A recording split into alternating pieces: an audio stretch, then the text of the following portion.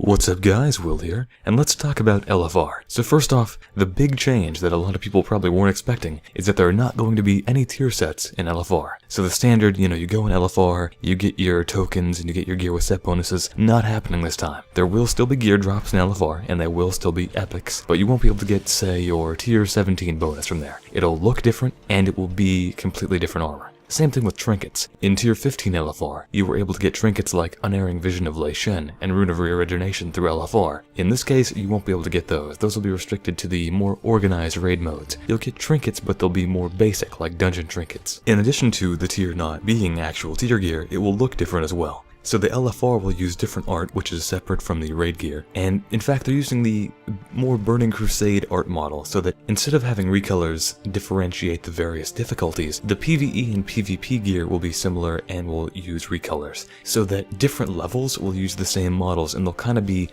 the PvE and PvP stuff will be parallel and be the recolors. So 2200 or Elite PvP gear will resemble Mythic gear, but be a recolor, and maybe have slight differences in the model, but by and large it'll be the same. And then Conquest gear will look like Heroic gear and Honor like normal, or things like that. Basically, it might not be exactly that, but they'll be parallel in that regard. Whereas LFR will have its own set, and that'll look similar to one of the lower tiers of PvP gear. So why are they doing these things? Like why remove tier gear from LFR? Why take the look away? Basically, it's because they want to make LFR more of this tourist mode that they've been talking about for a while. They think that LFR is good for letting you see all of an expansion story, right? So back in the days of Vanilla, Burning Crusade, not very many people got to see the conclusion of those storylines. Not very many people ever cleared Sunwell or even Black Temple, and very few ever got to kill Kel'Thuzad in Vanilla. But with LFR, millions of people got to kill Deathwing, tons of people get to fight Garrosh, and they think that that's really cool, but they don't really want it to be this endgame for everybody. So in Mists of Pandaria, one of the problems was LFR became this really long-term endgame, and the loot was drawn out. So everybody was doing LFR for, 12 to 15 weeks at least, all the time. You're going in, you're killing Lei Shen over and over, hoping for a drop, and you're just not getting lucky. And that's very frustrating. Tons of people always complain about loot RNG on the forums. You see that all the time, especially from LFR, right? You gear up very slowly through it, but if you're not working on an organized raid difficulty, you feel like that's all there is for you to do. You feel like you have to progress through LFR.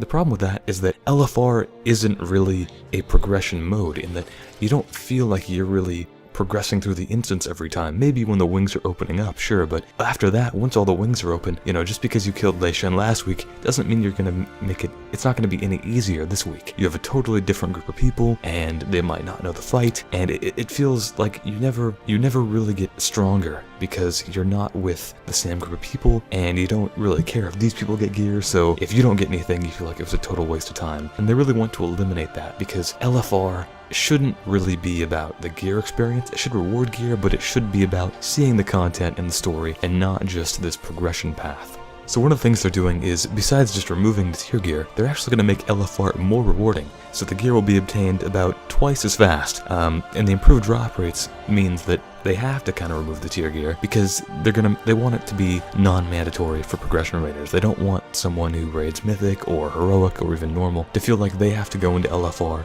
every week and gear up all the time through that system and burn out, essentially. They feel like LFR should be a content track for the solo player. Basically, you level up and you do normal dungeons, and then you can enter LFR and maybe progress from there if you want to, if you can commit to a schedule. Now, if you prefer harder, more group-oriented content, you can do Heroic dungeons, and then go straight into normal and Heroic raiding, and then go into Mythic raiding if you want to do that. So I personally like this system, but a lot of people are saying that they feel like Blizzard is killing LFR because they are removing a lot of incentive. And I get that, but I feel like Blizzard kind of feels like LFR was kind of a mistake to begin with.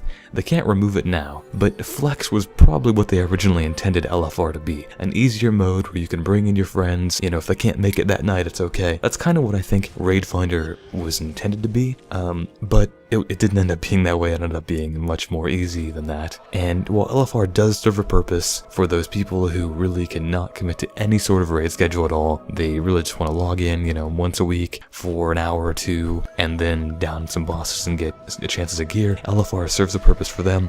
But right now, it's way too prominent among people who do organized raiding, or just people on their alt or whatever. It feels like you have to do LFR, and it's really not fun. I think that the group finder plus the flexible normal mode rating should definitely help kind of replace LFR in that sense. LFR will still have its purpose, but I think it'll be used a lot less. It won't be anywhere near as prevalent. It'll still be there for those who truly can't commit, but I think it will be far less important, and I really think that's what Blizzard is going for overall with all of these changes. Anyway, that's all from me for now. If you enjoyed the video, please leave a like and subscribe, and I'll see you next time. Thanks for watching.